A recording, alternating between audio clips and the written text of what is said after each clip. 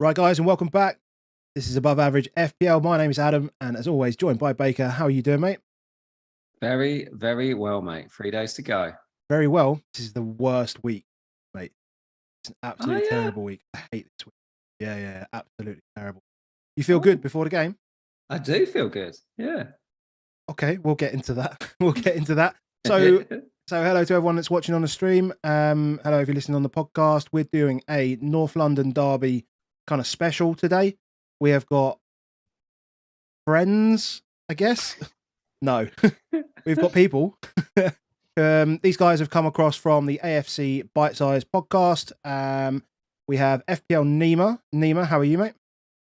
Yeah, good, man. Nice to be here to get my nerves settled before the big day. Yeah, we're not going to settle any nerves here, I don't think. And then Clayton as well, who is at Clates AFC. How are you doing, mate?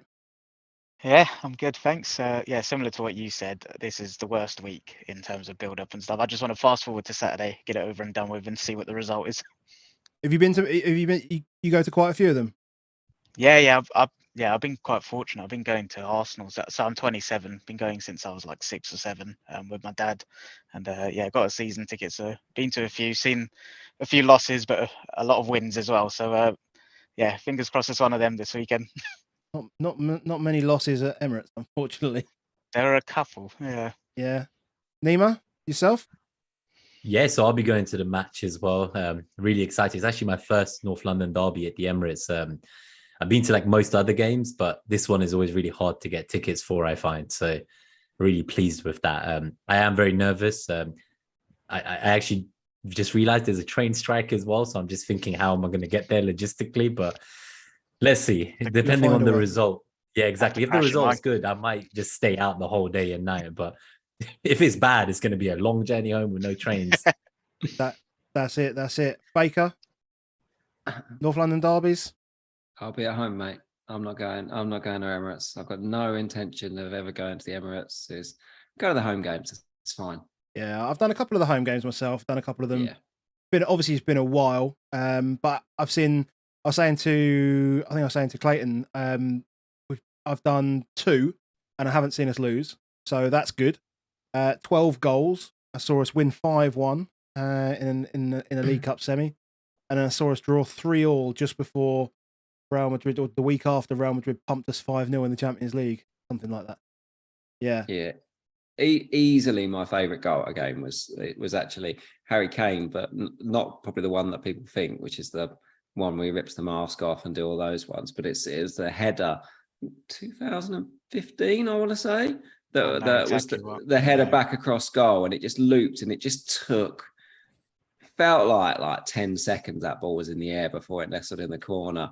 But it was just the way he just got up and just was so dismissive in the way it went back across the goal. And it literally came at me, and just honestly, my shins the next day from that was just wrecked. It was just chaos. But I think my favourite one was probably the one winning the title at your place. I think that's got to be up there. Just got to get that in early doors. But yeah. No, I have been to one at the new stadium as well. I managed to very luckily get to go to the one during COVID. It's when there was hardly anyone there. So that was such a weird experience, being able to not only be there and feel like it was a private viewing almost type thing, but be able to hear the players during a game because there were so few there.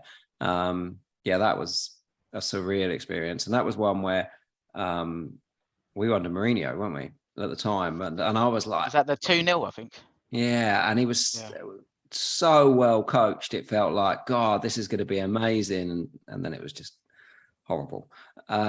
So yeah, it didn't quite work out under Jose, but Arteta just started then, I think, at the time. And you're a very different team now, but they just sort of retreated into their shell, and they were very, very 2 banks of 4, sit back. I kind of had the feeling back then that in the big games, Arteta would be defence first, but I'd be really interested tonight to hear if you think differently. Can we have a look at some of the stats from the games so far, or games in the history of the game? Yeah. So for those listening, in the last 10 meetings between Tottenham and Arsenal, 4 wins apiece, 15 goals apiece. XG average is basically the same, 1.38 for Arsenal, 1.48 for Spurs. Interestingly, in the last 10 home games for Arsenal, Arsenal have won 6, Tottenham have won none. And the last time Tottenham won at the Emirates was in November 2010, which I seem to remember us being 2-0 down in that game and then coming back and winning with a Yunus Kabul header. Oh, was that one? Yeah. Not a fun day. And Big then, Eunice. Yeah. But interestingly, I wanted to see when the last time Arsenal actually won at Tottenham, and it was March 2014. So, we're talking 8.5 years since you've won at Tottenham and 12 years since we've won at the Emirates. It very much leans towards home advantage, definitely.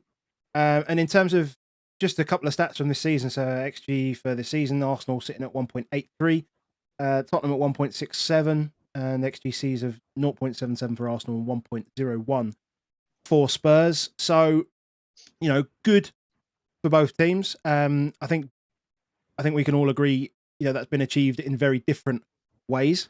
For sure, in a very different manner of playing, and the top FPL player so far, almost we would expect Kane to be there at top of the lot after seven games there. So, but I don't think we expected to see Saliba top for Arsenal with 44 points. I don't think anyone expected that. So, I think what I really want to understand from you guys is how I mean, obviously it's been, or from our perspective, or at least from my perspective, you're playing decent brand of football at the moment. How are you guys feeling the vibe around Arsenal right now in this season so far? Clayton, we'll start with you.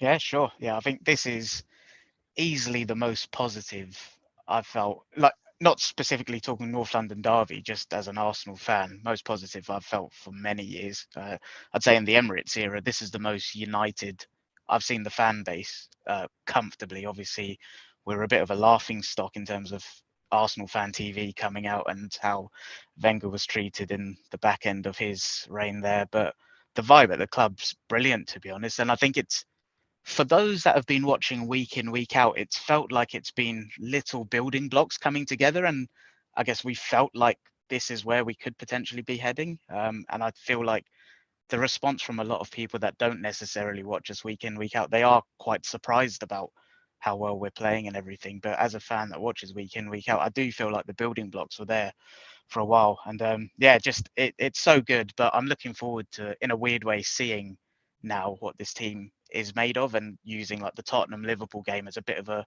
yardstick to see what this Arsenal team is made of. Because I'm sure this will come up later. Like the games we've won so far, on paper you would expect us to win, but for me it's been the manner of those performances and the consistency, and I guess the sustainability of them. Like, we've done this before. We've gone in periods of 5-6 games where we'll roll teams over and then we'll go and lose 2-3 on the bounce. And I think that's where I think this team is changing.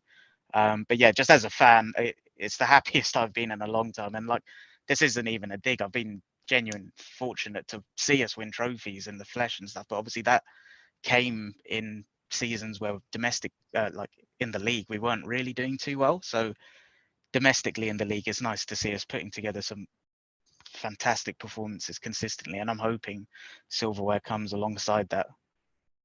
Nima, so just adding on to that. So, Clayton's mentioned building blocks. So what's, are we saying that the sort of the acquisitions over the summer have been exactly what's been required to sort of propel you that extra level that you've seen so far? Yeah, so I think what I would look at is that it's a very young team. So like I saw a really nice graphic that shows the prime age of positions in a squad, like the average prime age of a player. And when you look at a lot of our players who kind of were key to us last year, like Saka, Martinelli, even Ramsdale in goal, they're kind of many years from even achieving the prime age for their positions. So we've gone and bought players like, say, Gabriel Jesus, who's at the beginning of the prime age for a striker. And that's something like, again, we've not had. So under Arteta's reign so far, I think he tried to make us more difficult to beat initially. And we focused on like trying to concede less chances. And I don't know if Clayton remembers this, but under Emery towards the end, there was like a game against Watford where they had 10 players and they got something like 25 to 30 shots against us. And I'm just like how does that happen against 10 men? Like just how? So I think we would essentially, for the first few years, we were trying to become more defensively sound, but we still couldn't create much. And we were relying on young players who, as we all know, young players have dips in form. They can't just play at an elite level always. So bringing in kind of winners, and I say winners in the sense that Jesus and Zinchenko, they both have 4 Premier League medals. They come from an environment where losing a match under Pep Guardiola is unacceptable. Whereas we come from an environment where we used to go goal down and everyone's heads drops. So I feel like having them in the team, like when you're like a young player like Martinelli and you're playing alongside Jesus and you see how hard he works to lead the kind of press from the front, that's got to rub off on you. Like you got to think, okay, if he's working that hard, I need to work that hard. So I feel like it's almost like in the last 10 years, I'd say this is like a Alexis Sanchez style signing where when he came to Arsenal, he's the only player I can think of in the last 10 years that he just, every time he had the ball, he was explosive, constantly bombing forward, like creating chances. He had this one season where I think he got like 35 goals, 18 assists in all competitions. He was fantasy gold. I'm sure we all remember like the double game weeks. And for me, that's the kind of signing Jesus was. It was Arteta's first attacker, to summarize. It was like, that's the first true attacker he bought that he didn't inherit.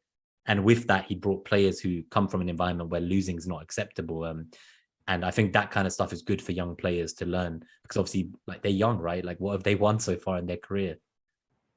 Yeah. So then does that not create a relative confidence going into this weekend's game then? Yeah, so I'd be lying if I said I'd be happy with a draw.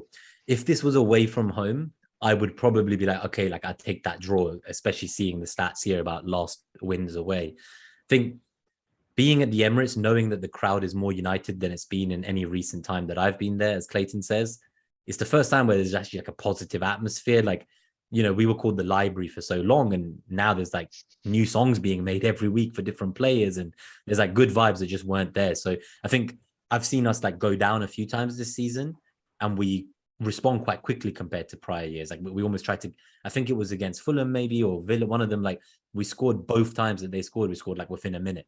So it's like, that just wasn't the Arsenal of old when we conceded. So I do think there will be goals in this game, as the numbers here kind of point to. I'm not going to give my prediction just yet, but I'm expecting a thriller. I hope it's entertaining. I'm quietly confident, but yeah, I'll be pretty disappointed with a draw. I'm not going to lie. I just put that out there. I can tell you've never been to a North London derby. Jesus Christ. It's like I'm excited, and you're like, you're going to be there with my hand in, my face in my hand on match. There's some way you can get into a bad spot, like the Robin van Persie one where he came off the bench at White Hart, the old White Hart Lane when we were winning. I think he had like 12 shots in like 10 minutes, and Aurelio Gomez has never played better in his entire life for that 10 minutes. I genuinely, at one point, caught myself that I hadn't breathed in a long time and was literally like, suddenly I was buzzing because I was like, oh yeah, breathing, but like so lightheaded, it can get you like nothing else being there. So I am jealous of you being there. I do hope you have a terrible, terrible day. Agreed. So from a Tottenham perspective, Baker, what are we thinking? So, you know, obviously we've improved over the last 18 months considerably. I think we talk enough about, you know, the way that we're going to, the way that we approach games, generally speaking. We were talking yesterday about what we would expect from the lineup, and we've got the lineups coming up, but do you think Conte needs to approach it slightly differently this weekend versus any other game, or do you think he'll just go, nah, I'm going to stick with what I know? And I said to you yesterday, I find it very hard to imagine Conte goes differently. Like in my mind, he just goes 3-4-3 and it goes back, and it's Kulusevski, Son, and Kane up top. But he could do, couldn't he? He could do differently. We have got the option of playing an extra midfielder. We have got Richarlison. We've not really had those options, and we do have them. I don't expect him to use them. I really don't. I think he's very loyal to certain players and will trust them in games like this. So I think, I think he just relies on the quality. I mean, be a case of knocking the door down as much as possible, using those. Yeah. What's the word? Automatisms? Is that the word? Yeah, exactly. Essentially, just to to create the space that we need to attack. I do think as well, like if there, for me, when I watch Arsenal and I've owned him a considerable amount of last season and a considerable amount of this season, but I do think from sort of Christmas onwards and still forward now, I think good strikers against Aaron Ramsdale is a disaster waiting to happen for Arsenal on a regular basis. Like I think he's a bad shot, like, positionally bad, and therefore if you're a good striker, you will beat him. And I feel like that's our best chance this week, is that you take enough shots for him. And I don't know, like when he started the season last season, he was just so on it and he was big. And start of the season, like the first 2 games, he made a couple of big saves, but they're big saves. They're not positional saves. They're scaring the crap out of the attacker saves, in that he just goes big and hopes that they do bad things, and stuff like that. But I just feel like he's easily beaten at the moment. I would enjoy that. I don't disagree with that, to be honest. I think maybe a little bit harsh, but his consistency is something that worries me. But it's also something I've kind of made peace with because of his age. And I think it's something that I think as long as you sort of, as an Arsenal fan, have those expectations slightly lowered because of the age, and you expect that inconsistency. But for where we're trying to get to, I'm not sure you can rely on that, if that makes sense. And yeah, we've said on our pod a few times, like I'm very wary of trying not to be overly critical, but I think sometimes you have to have constructive criticism, right? And some of his positioning is so mind-boggling, and it's weird, isn't it? It's like you look at it, you're like, why are you there? Because it's not like he's. So I probably said that wrong. He's a very good shot stopper, but if you're not in position to even give yourself a chance to make that save, then you can't make it. And that's like Son and Kane hit corners. So if you're in the wrong position, you're like, well, I just can't get there. And that's. I don't know. Is it a concentration thing or something? But that's the. I guess if it wasn't for Ramsdale at the moment, I would definitely not be confident at all. But and I think Gabriel's been a brilliant leader for you at the back, and I'm like, I don't like coming up against him. He, in my opinion, is the weak link in the defense. That's my unpopular opinion as an Arsenal fan. Yeah. More not defensively, just like his ability on the ball. Like he's okay. He can pick out a pass and stuff, but his first touch, sometimes his concentration levels, like a lot. It'd be interesting to see statistics on this, like errors that have led to goals and stuff. But I do feel like sometimes teams target him. And against Man United, Nima pointed this out. I hadn't clocked this because I was in Italy, but teams will press and they'll kind of let him have the ball quite a lot. And even I think it was against Fulham, Mitrovic, wasn't it? Yeah, and that's not a one-off. That's happened a few times now in his career at Arsenal. And Arteta, I think I've heard you guys talk about this, and like the left-footed centre back being quite important for the angles it opens up and build up. But obviously he's got his strengths from set pieces and stuff. But yeah, in terms of him being the leader in defence, I don't know. I look at him as a bit of the weak point personally. Yeah, it's a weird one with him. I think because there was always the debate, right, that Tomiyasu would eventually get back into right back, and then everyone thought White would be dropped because of the left-footed centre back being Gabriel. He's the only one, but we've had this kind of theory that if that time comes, we may see Arteta test Saliba and White both at centre back at the expense of Gabriel. So. Wow. It doesn't feel like any of that back line is actually safe to invest in, apart from Saliba, which, as you said, at the start of the season, who would have thought that like this 4.5 million centre-back coming into the league, who's like 20 years old, would be like literally the best defender at our club? Do you think that, like you talk about the vibes and something like, what do you think came first? Do you think the song came first for Saliba or the vibes came first? Because I just feel like just the fact that he has that song makes the whole crowd like suddenly noisy. It's proper annoying. I definitely take your point. It's definitely been the vibes first. Like the Emirates, like Nima said, it's been a library for years, and there's so many. Where my season ticket is, it's in the upper tiers, like off the halfway line, and the sit down brigade used to be out in full force. I was like, oh my god, like you're literally at the football. Like don't tell me to sit down and stuff. And now it's so. How do I say this politically correct? During COVID, they offered people to have like a season ticket holiday, and the crowd average age kind of reduced. It was quite a young crowd, and I think that's what's really helped. And there's a young group. I'm sure you've seen them, the Ashburton Army. They wear their black t-shirts and stuff. I'm not going to get involved in that, but what they have done, which is brilliant, is they get together. They're all in one little area. Arsenal coordinate with them, and that's kind of helped ring around the stadium. And then the Saliba song came out at Bournemouth, and as James from Planet FPL pointed out to me, we weren't creative. It was from Basuma at Brighton, which I didn't realise, but which we started to see, which listening to videos from where were we? We're away at, it was early in the season. I think it was early in the season, with first away win or something like that. We were singing for Basuma as well, that song, and then like the following week, Saliba scores. And then, like, that song has just vanished. I mean, like, doesn't help that Basuma doesn't play, but Conte's ruined that for us, isn't he? If he just played him first game, we could have got on it. Could have held it. We could have held on to it, but no.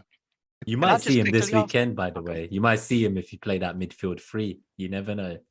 Well, should we go on to lineups then? So let's move off of this and go on to lineups. So, can I just ask one quick question? Sure. You asked us about like how we're feeling about the vibe and like Arteta and stuff. How do you guys feel about Conte? Obviously, from the outside, we have like our opinions on style and stuff. But keen to hear from Tottenham fans, and obviously you picked us to 4th and stuff. And yeah, how are you guys feeling? Yeah, I mean, Conte is a very results-focused manager, right? That he was brought in to come and basically take us out of the depths of hell that we were with Nuno, and actually, allow us to believe that we could do something last year. And he played it down quite a lot, and just quietly went about his business of trying to prepare the squad and trying to improve each person in the squad and improve the way that we move the ball around the pitch. And to an extent he did that, and he and obviously to an extent he did that. That was evidenced at the end of the season. Well, we were a bit fortunate in that you guys obviously bottled it completely, which was nice. And so we've all seen the Amazon documentary. We've watched it as well. I regret the question now. Yeah, we've watched it as well. Don't worry about that. And so I think 4th place was kind of justified for us in the end. I think we did enough, and we were a bit more expansive than we have been this season. This season feels like we've brought players in, and I think that's kind of just slowed everything down, because it's meant that Conte's had to almost retrain different players as well, and you've got different players coming in. So if I look at like Longley and even Perisic, that was accidental. To get him to fit alongside the squad as well has obviously been a challenge. I still don't think that Perisic is fully in tune with the squad, but he is. He's doing his sort of mentor type job for Sessegnon. We can see that. And there's still some failings, some shortcomings, I should say, in the squad. And unfortunately, that's in the first 11, where we probably could improve on one of Højbjerg and Bentancur, and I think we could improve obviously on Emerson Royale, because we just don't have anybody else to fill that spot. I mean, I think a lot of if Jed Spence was 2 or 3 years older and had come from a Premier League club or somewhere else, would be absolutely screaming to get him in straight away. Even if he'd had that sort of season, I think Conte would have wanted him in that position immediately. But it seems to have had this kind of championship season where he's obviously done well out on loan from Middlesbrough. Like he wasn't even at Forest, and I think that's just Conte saying he was a club signing, etc., has kind of slowed everything down as well, dampened things a little bit. But at the same time, defensively, we are a lot better. We are better at moving the ball out of defence and building up play from there.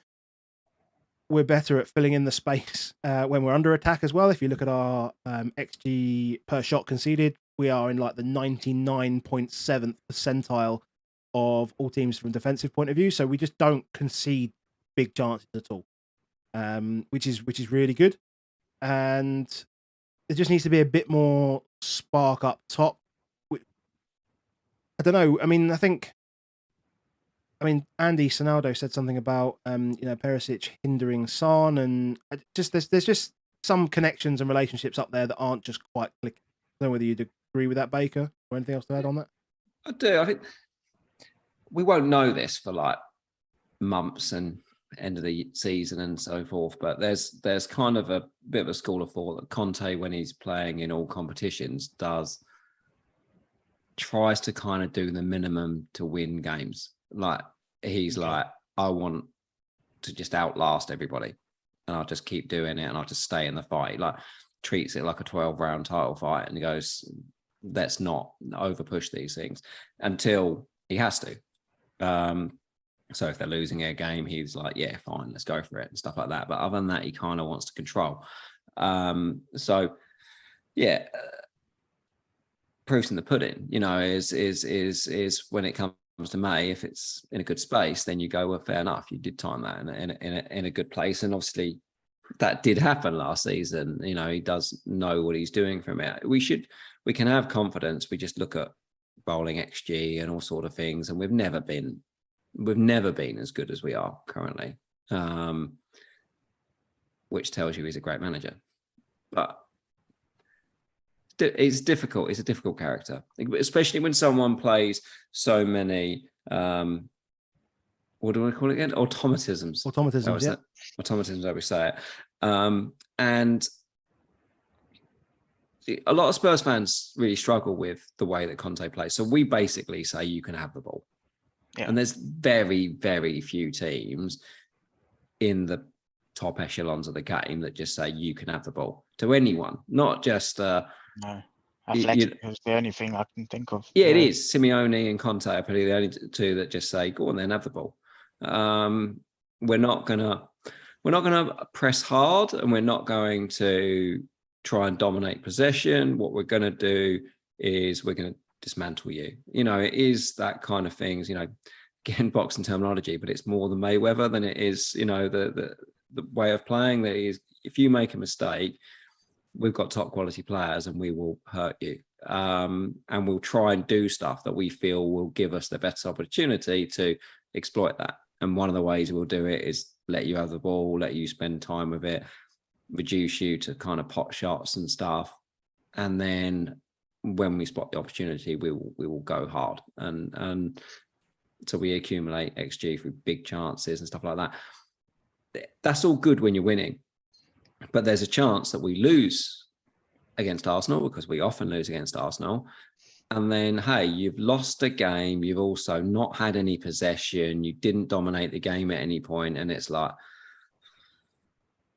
yeah, that's probably miserable in a game like this. I mean, I brought the graphic up of control zones just as you were talking about it, mainly because you can see quite clearly, you know, that those spots in red are where the opposition dominates the ball in that area of the pitch, which is basically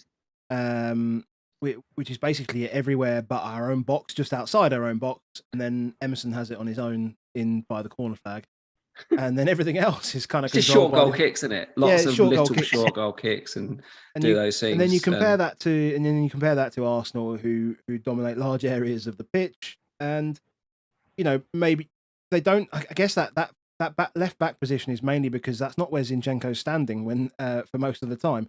So he's maybe wrong side of the ball, perhaps, and pulling back into position, and but otherwise it's completely dominating that central space, and you know that's probably what concerns me most about how even we are predicting us to line up, and it's something that we've seen.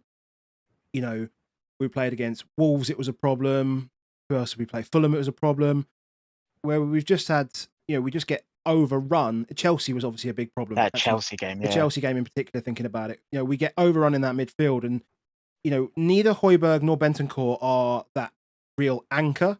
They're kind of like a 6.5, not really like a 6 that just sits in there. They're kind of like this 6.5 / it's not a traditional 7 who we all think is David Beckham on the right hand side, but it's he's in between a 6 and an 8. So they don't really fill that gap space properly. Especially against the better teams and teams that are well set up against us. So should we go into lineups? So how? Just before that. We did this last time, Nima. I was going to do lineups. This one will be quick. So this one's just in terms of like where I think I see us potentially getting joy, just based on these control zones, especially is I think our best opportunity will be if Perisic is pushing up the pitch to create for you for us to then have Martinelli take up the space that Perisic isn't in and give the ball to Jesus in the center. So I feel like that's our best chance. And then we have obviously players like Odegaard who like to get the ball in the central zones. Whereas for you guys, I do feel like you said about Bentancur and Højbjerg, like I don't feel like they want to play through the middle. So it's almost like whenever I've watched you this season, they kind of just want to get the ball wide as quick as they can. So I do think that Kulusevski probably will play, as will Perisic, because I can imagine you're going to use kind of Perisic to break through our lines and attack our weaknesses as well. Because as you say, like one of our fullbacks doesn't even play fullback, basically. Well, that's it. If you look at this area, I mean, I've highlighted the Martinelli versus Emerson Royale kind of matchup. But as I've mentioned, that red space, I mean, Kulusevski in behind, driving in, carrying the ball into that space, that's a good thing for us. I mean, I mean, out of all the spots, there's not many areas where teams dominate the ball against you, but I would quite happily allow and have Kulusevski, in that area to cause problems, create issues, be a nuisance, and that kind of thing. So, which we may not see if we played a 3 in midfield. Because we'd be reliant on Emerson Royale to do that. I think Kulu plays, mate. I feel like the best, doesn't matter, in my opinion, Tierney or Zinchenko play, like you can get Palace just go look back at that Palace game. Is the one time where I felt this season that Arsenal were really struggling was that first 25 minutes, that second half, when they doubled up, sent Zaha over there. I think I was up there at the start with it, and they just kept attacking it. You had to take Zinchenko off in the end. I mean, Mike's saying the fact that we've been able to control every match this season and you haven't been able to will be the difference. I mean, I'd say that, but we haven't lost a game yet. And it's exactly that. It's what I'm saying is that we're just a weird team. Like you will watch the game, and Arsenal will dominate the pitch, and it's okay. And that's a really weird thing for Tottenham fans to get used to, is that it's okay to look really bad. Do you know what my worry is? Everything we've said logically points to like Arsenal dominating the ball, but your record against City, if we say Arsenal are a version of City, obviously a worse one, but your record against City is fantastic. Like, I feel like it's two polar opposite styles, but it suits your strengths. And so I think the football we play is high risk, high reward. And I don't doubt that we will create opportunities and be in areas of the pitch to be able to hurt you. I also don't doubt that in transitions and on the counter attack, you will be in pockets of space where you guys are one of the best ball carriers in the country, right? And I think that's the thing. Although it's opposite styles, I don't think it's necessarily a bad thing for either team. So it'll be interesting to see how it pans out. I think it's going to come down to the simple execution at the end of the day. It's like counter attacking meeting possession based styles, and the winner will be the one who can execute. And obviously we couldn't do that against United. Like we had 16 shots and did absolutely nothing with it. So they were very clinical with their chances. So I think, talking of City, I almost feel like Spurs is a team that's been built to beat City. Like whenever you play them, like they are your perfect opponent to batter them, and you do it year in, year out. But then when you go against, say, like a Burnley or a low block, that's where it doesn't suit you. And I think that was one of the questions you had earlier is and this is probably relevant to the lineups, is would Arsenal change their plan, knowing that, if we sit back, if we make a low block, do we just try and suffocate you from even having a counter? I think maybe in previous seasons we may have, but I think this season we'll stick to like the formation. I don't think some people were talking about like, oh, we should do a back three against Tottenham, and I was like, it's just not going to happen with Arteta. Similar to what you said about Conte not changing. You'll be front foot. You're at home. There'll be expectations. Yeah. So I can't see you changing that for us. Not a chance. No. Right, lineup. Can we go there? Are we sure? Go. Right, tell us how you're going to line up then, boys. Take it away. Yeah, I think 10 of the 11 probably picks itself. So there were rumours that Odegaard, Partey had knocks, but Odegaard played for Norway. Partey supposedly been back training. So yes, I'll go sort of back to front. So Ramsdale in goal, back four of White, Saliba, Gabriel, Zinchenko, midfield three of Partey, Odegaard, and Granit Xhaka, and then front three of Saka, Jesus, Martinelli. Saying 10 out of 11 because what we've kind of touched on in transitions and where people have targeted our sort of left back zone, Zinchenko versus Tierney, they're both supposedly fit. Tierney impressed against Brentford. I actually thought, I think it might have been the Fulham game, Tierney played that kind of inverted left back role and he really struggled with it. But one thing I said was, I thought it was a combination of, he is a traditional fullback, right? He hugs the touchline, he's up and down, but match fitness as well, he looked really out of it. And I do feel like these are things you notice in the stadium versus TV. Like, he was blowing after a couple of sprints. And then Brentford, he came in, he played more of a traditional role, and Martinelli went a little bit more inside than usual, but Tierney looked a lot more comfortable. So I think he's given Arteta a headache there for the weekend. On what you guys have said, I just think we're at a point now in this evolution of what we're trying to become where we just go for it. We play our best possible team and we take the game, like how Arsenal used to do, right? Try and take the game to the opposition and worry about proactive plans to stop transitions. And I think that's why we'll go with Zinchenko. I think we'll look to dominate the ball. The one thing I'm not going to try to pronounce that word, autonomisms. Yeah, that one. Automatisms. Automatisms, we do that a lot. And the one that you see so frequently and where the relationship is the most symbiotic is Xhaka and Zinchenko. They're on autopilot rotating between zones. And I think it really confuses people. And I think Zinchenko, while defensively, he's probably not the best in that back line, what he gives us in possession is so important. So that's why I think he'll go that way. But I don't know what you think, Nima. Yeah, I think I'm leaning towards Zinchenko, and then if we manage to like grab a lead, I could see Tierney coming in to try and like protect it. But he has given Arteta a big headache there. I just don't see a world in which Zinchenko doesn't start if he's fit, though. So I think it's going to be this 11. I think this was the same 11 that started like the first 3, 4, 5 games for like the first time in decades. So he clearly, like, this is his ideal team. Just on that note, though, what you did say is obviously from an FPL point of view, which one of the fullbacks starts really impacts Martinelli. Because when Zinchenko plays, Martinelli is at his best trying to, just sprint past the opposing fullback into the byline and cross the ball in. When Tierney played, Tierney's occupying the space that Martinelli wants to play. So although you would think it's a good thing Martinelli's playing more centrally, it means he's much tighter with the defenders and he has less space than what he's used to. So yeah, he might get like a scrappy return from like a ball bouncing towards him and he's centrally located. But I actually think Martinelli would do better with Zinchenko in the team. So with that in mind, I would much rather see Zinchenko to get the best out of Martinelli against Spurs back line as well, personally, and especially from what we've seen in terms of like the control zones earlier.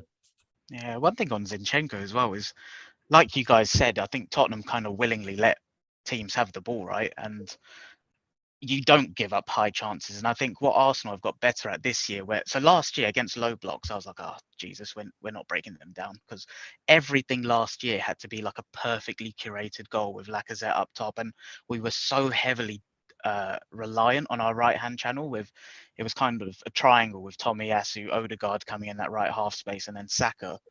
But this year, as you've shown in that control map, and we're more well-rounded. And I think why is Zinchenko, Martinelli, that link up so important is, I think, to break down a team like you guys, there's not going to be space. You guys don't give up space. I think it's going to be a lot of small interchanges, quick 1-2s on the edge of the area. I think it's going to be a lot of dribbles, and I think it's going to be moments of brilliance that once you get past Højbjerg and Bentancur, you've then got a bloody line of 5, right? And I think that's why it's going to be I think you'll see a lot of interchanging movement from Arsenal to try our best to drag people out of position. And I think that's what that relationship with the likes of Zinchenko, Xhaka, Martinelli, it's the rotations. Because I just don't think there's going to be space in behind, like we've had in other games. And then very quickly, you've conceded the fewest big chances in the league. I think you've conceded 6 all season. So it's very difficult to break you down.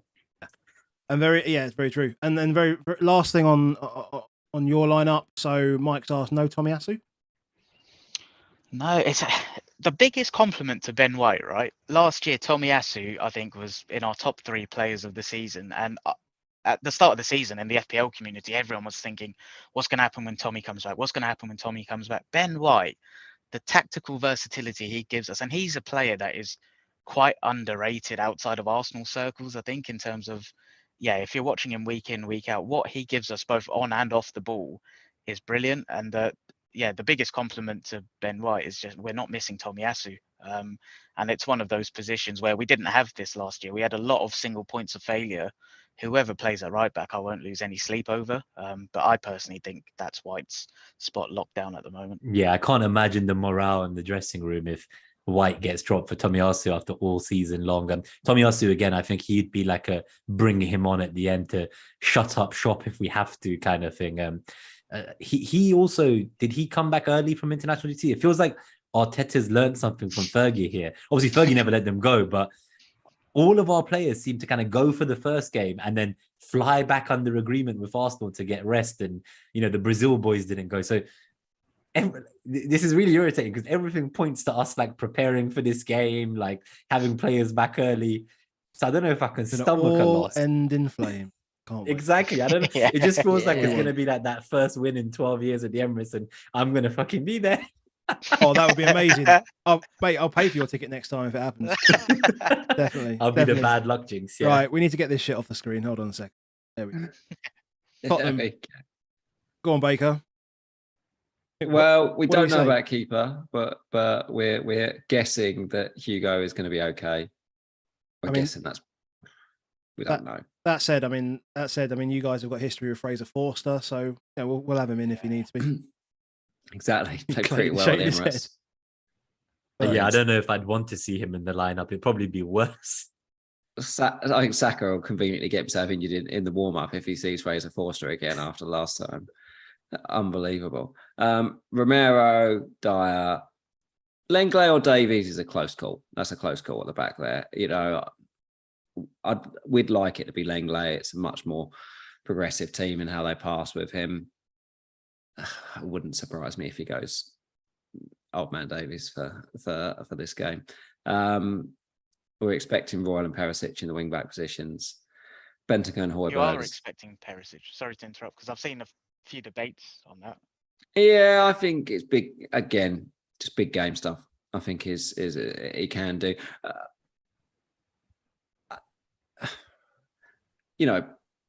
Cesc has done a good job against Salah a couple of times now. And if he thinks that Saka's the big target that he's got to work with, then Sessegnon is a very, very good defender of it. And he will stretch Ben White more for pace than Perisic. He's quicker, quite simply.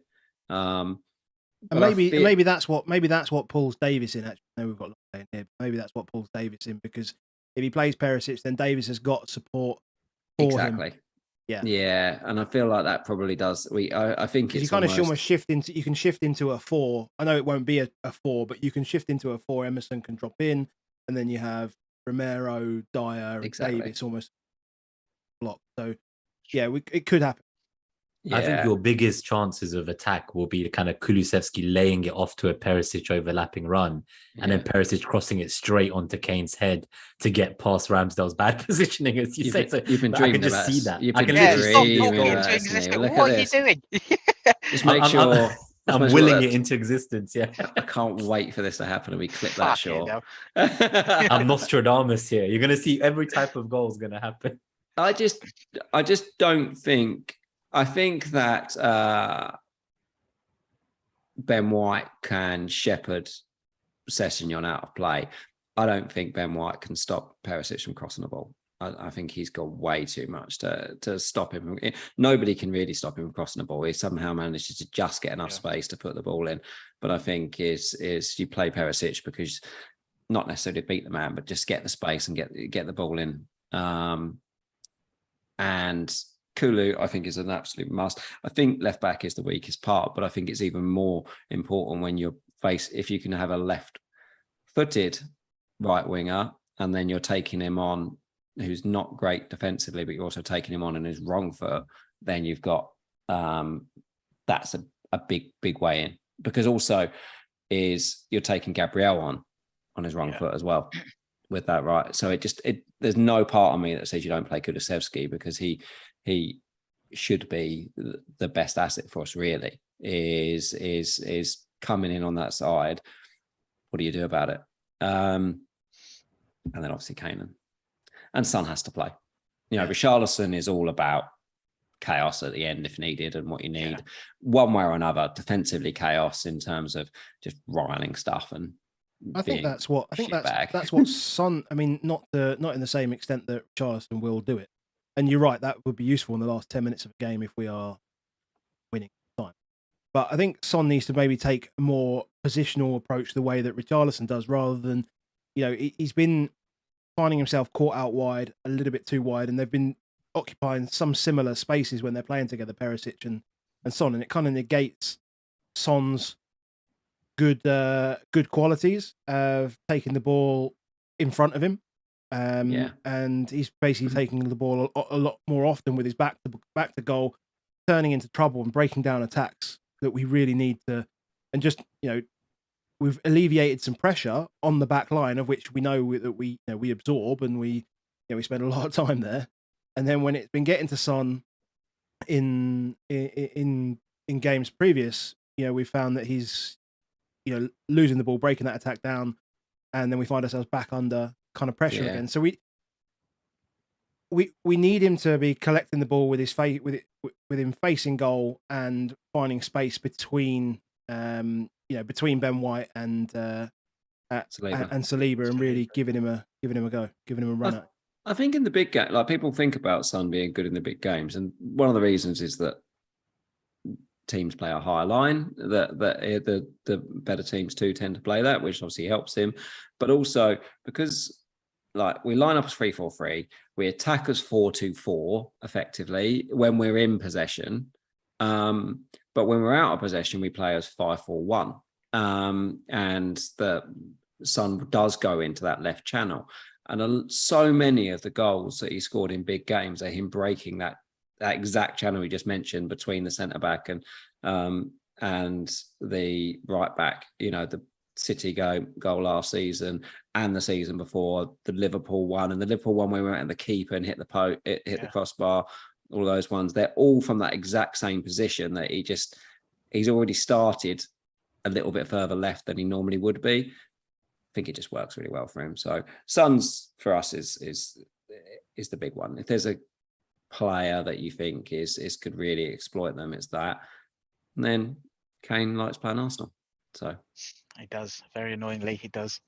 Cool. Let's move it on to predictions, and then we'll do some FPL stuff, and then we're already at like 50 minutes. This was always going to be a long chat, but we want to try and keep it hour and a bit max. So let's do some predictions, and then let's move on to our FPL stuff.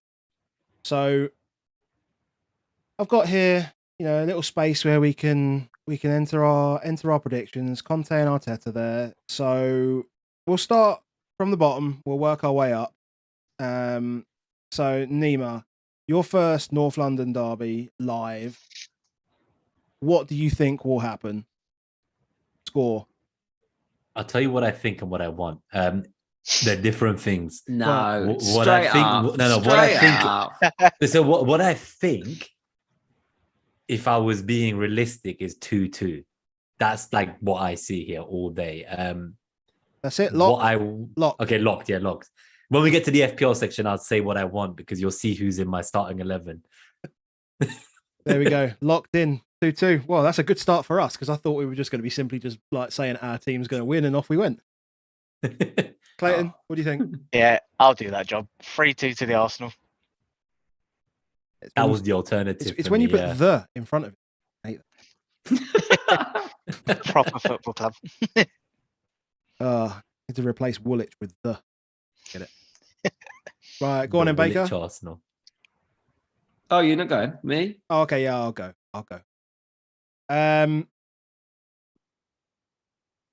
I will also sit on here. Go. I think it'll be. You said that it'll be a thriller. I think it'll be a tight game, actually. Arsenal will have a lot of the ball. They'll create no chances whatsoever. It'll be a tight game. That's the clip. That's the soundbite sorted. Job done. Baker? I've just got to be full tribal. 4-2. Us. Fucking hell.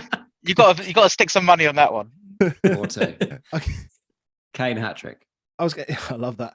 I was going to say, when do you see us scoring 4 goals? I mean, but Leicester doesn't really count, does it? As a game, you can't benchmark Leicester as a team where that's where you expect to score goals, or that doesn't tell us that we're going to score goals in future games.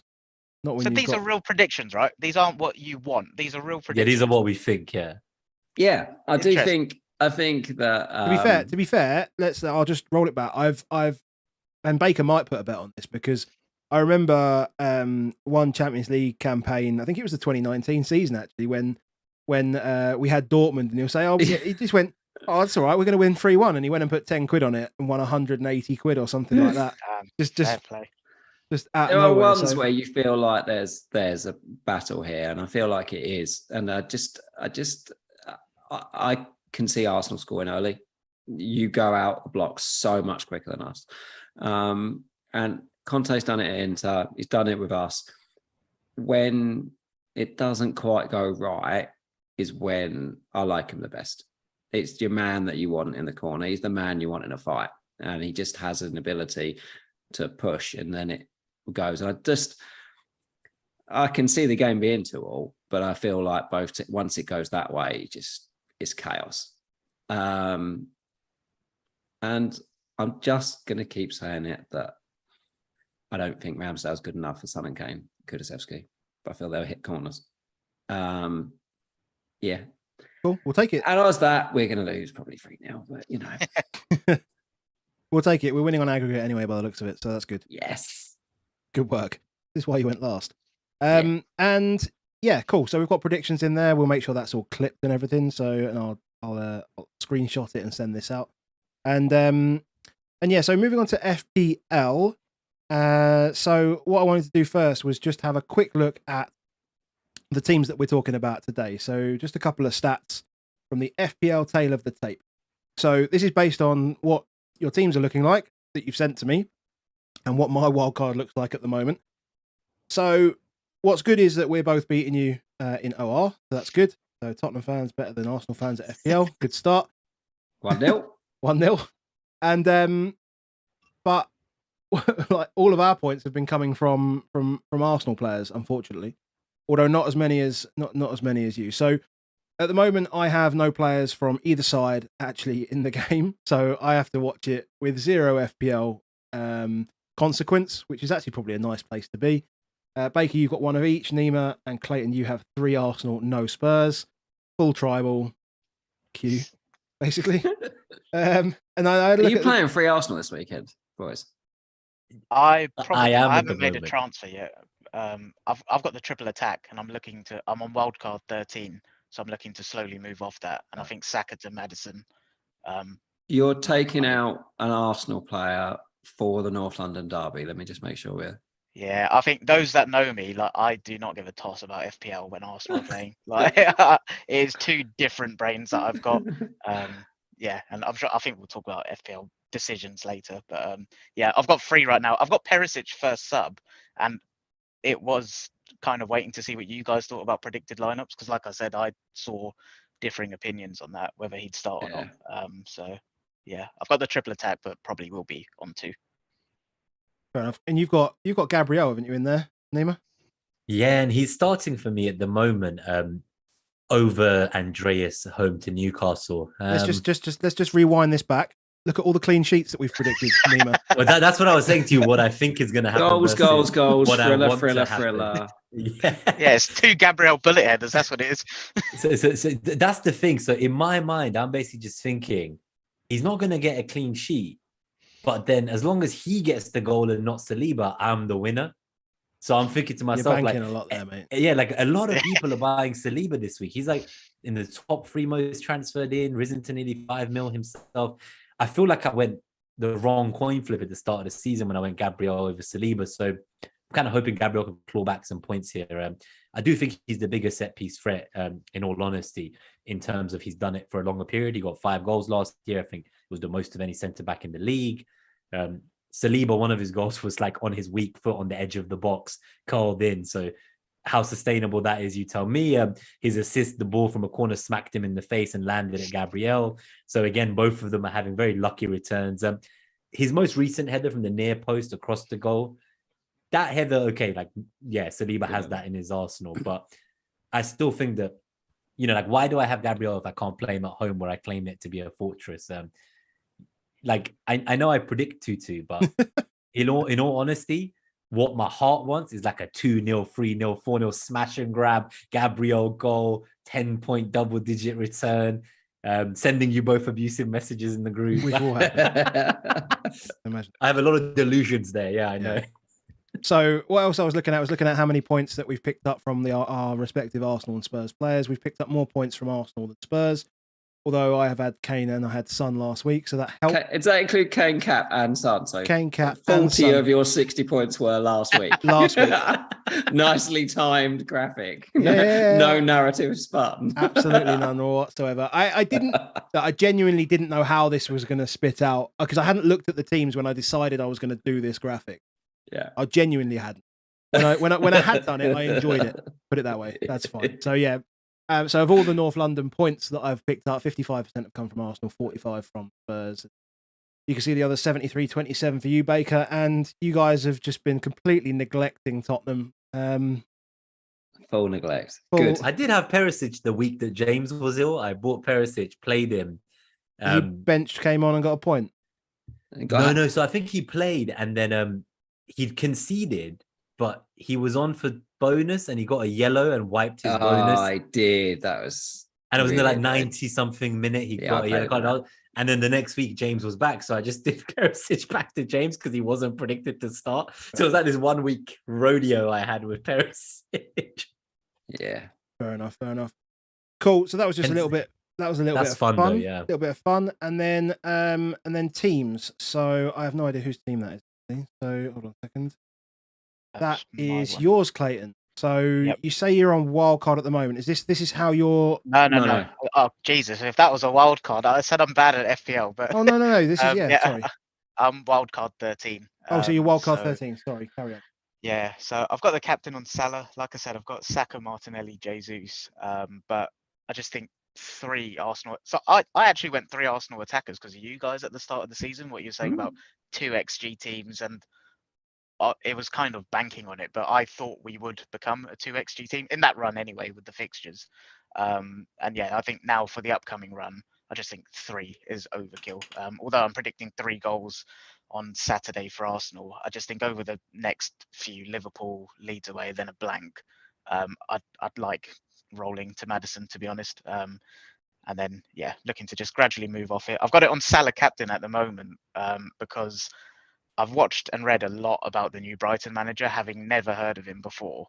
And James from Planet FPL did a brilliant analysis on how they kind of set up in possession. And it's banking on him implementing his style. So I don't know if he'll go to Anfield straight away with how he set up Sassuolo before, but it's kind of banking on that. Because if they set up in that kind of box 4 in possession, and I don't know if you've seen any of these videos, they literally just they'll stand there for 20-30 seconds waiting for someone to make a move and try pass their way directly through you.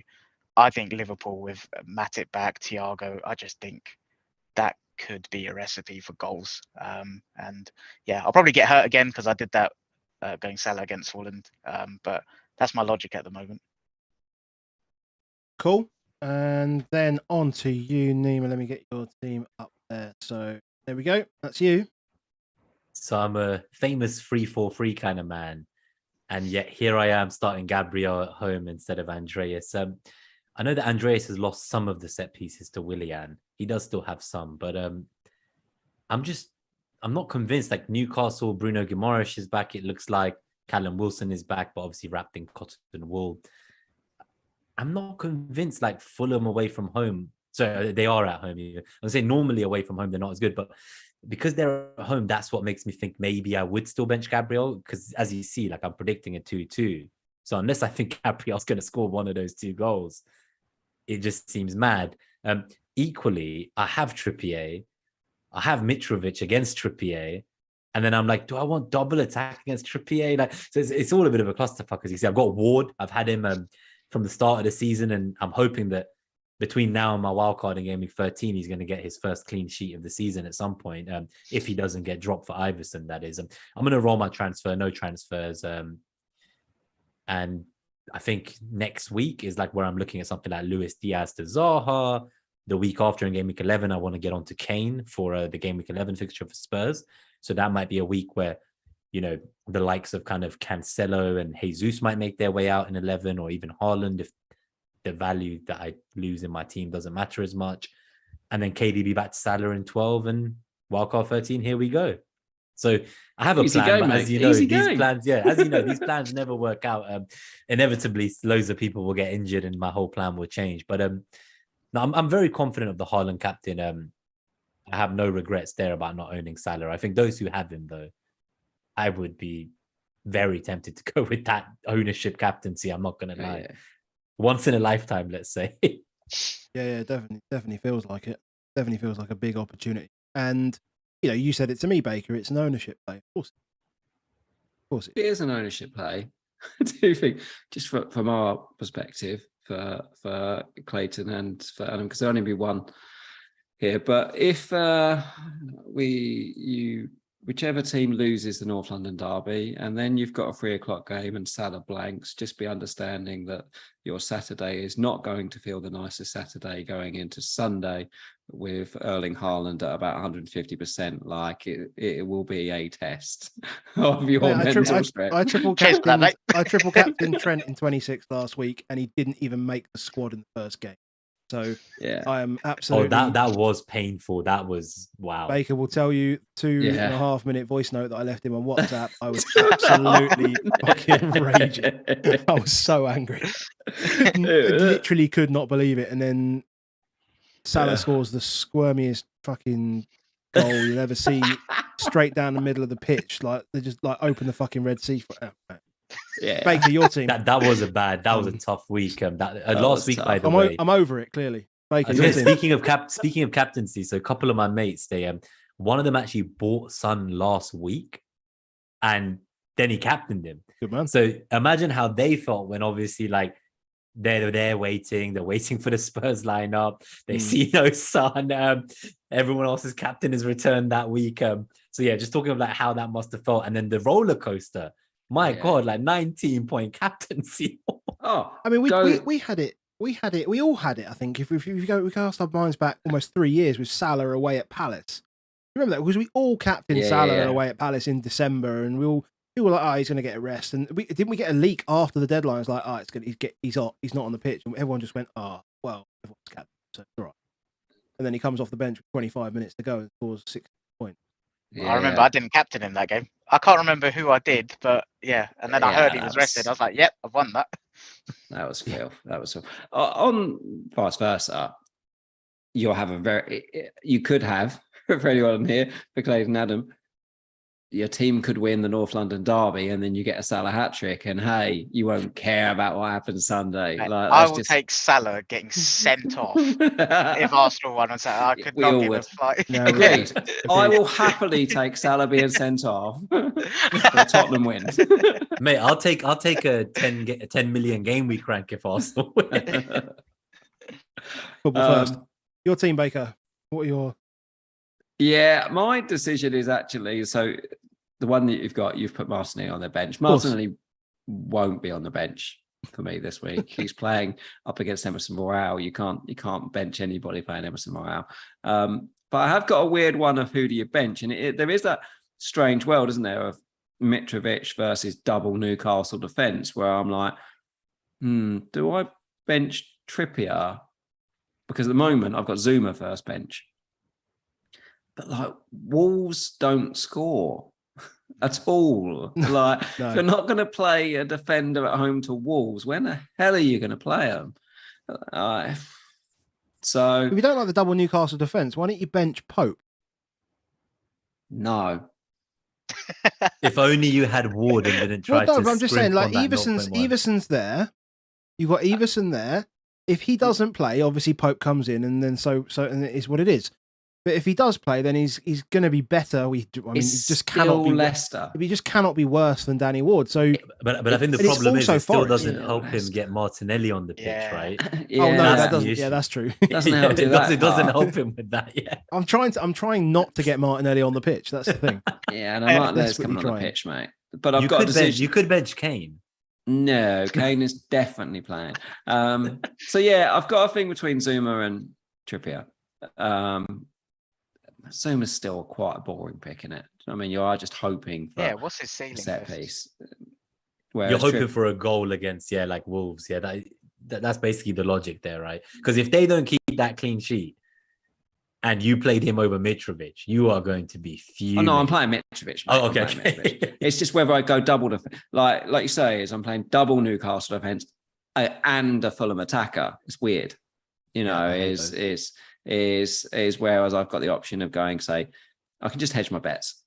Yeah, with play Pope, play Zuma, play Mitrovic. But yeah, it's a dull week for me. Roll a transfer, work it out next week. Cool. And then you've got a fun week. Yeah, I've got a fun week, and I've chucked some fun picks in as well to keep it really fun. Is this your current draft? Yeah, this is currently where I'm at the moment. I'm liking this. I like that. So I've got Pope in goal, Trippier, Cancelo, James, no Trent. There was a graphic. There's a graphic I think that you sent me, Baker, about like chance creation, all about Salah, but the amount of times that Trent is the second assist or the assister to the assister, it's crazy.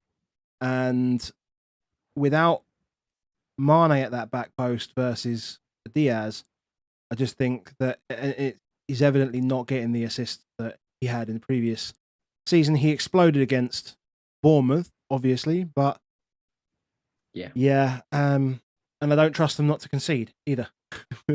So not fully anyway. So yeah, so midfield I've got Foden, Maddison. I've got Sinistera and Salah. Foden is a Zaha placeholder, as well as he does because I need to move. I need to obviously move players out for game week 12. Sinistera obviously in for Martinelli. Sinistera. So I've just noticed. Yeah, no Martinelli, no Arsenal. At all. No. Woo. Tough set of fixtures. I mean, I agree that Arsenal have looked good, but the fixtures they've had so far have been there for them to play good football. So, they've got blank coming up. They've got Liverpool and Tottenham. I don't even know what the fourth game is. What's the fourth game in that group? It's Saints and Leeds. I can't remember what way around. Leeds away, yeah. Leeds away. Leeds, fine. So yeah. So anyway, it's a tough set of 4. I'll look to try and start bringing Arsenal back in from 13, assuming they don't like fall off a cliff completely. If they have an absolute shit show the next 4 games, then I might reconsider my position for trying to see what happens for game week 13. And then I've gone obviously with Haaland, and I've got money in Tony now, which is nice. And I'll plan to move him along in a couple of weeks' time. And Big Dom Solanke. Gahey dropping is nice. I mean, I've still got 0.3 million in the bank at this point, so I've dropped Everson in there because I think Ward will get dropped. If not, we got Pope anyway, so it's fine. Andreas is just a lock in there at 4.5 million. I'm not going to play him against double Newcastle defense. Yeah. So I like it. I like that. I like that too. Yeah, so I'm quite happy, and it's a bit weird because next week I flip everything on its head and everyone's like away from home and shit. So it's a little bit different, but yeah, that's where I'm at the moment. I mean, I did think actually whether I was going to just I might on Friday do some tinkering around. I might just jump onto YouTube and see if anyone's here to give me some advice and stuff. I might just sit here while having a beer, just checking some stats, doing some planning for future weeks as well. But I have looked at. I mean, this obviously I have done some like future week planning in here as well. So I've made my transfers here. Zaha's in, and then I go following week, and I've got Mitrovic in, and then Mitrovic and Solanke in 12 with Haaland and Cancelo on the bench. I don't mind it through this. And I've got to say, like you with the Palace defender, like you just got to play him at home to Wolves. You've got to play a team at home to Wolves. I always find it funny. Is you definitely take much more risks than me, but you also do a lot more planning than me. Like I look at all I ever look at is the list view on the app, like because you get the next 3 games. Next 3 games. I'm like, yeah. That's just I just have it one lot. Yeah, I've only done 4 games. It's not like I'm planned out to the World but Cup. I never do this stuff where I'm like, oh, who am I moving off my bench and do this stuff? It's like This is yeah. Well, I was sitting here waiting for you pricks to turn up all late, so I have a bit of extra time. He's got to do something, yeah. Mate, you got to wait for the tea to brew. Right, boys. Cool. We are going to beat you on Saturday, and it's been a pleasure. Yeah, good say luck, that with more confidence. Yeah, I was gonna say I think good luck is the phrase. But I think may the best team win. Yeah, may the best team win. Absolutely not, because and that will be Arsenal. We play football. You play rugby or some shit. This is the beauty of it, is that you will dominate the possession and still lose the game. And you'll be like, I don't understand. We dominated the possession. We had the ball, and it's like, can't wait for AFTV. And on that note, we'll see you later. Cheers, boys. See you later, boys.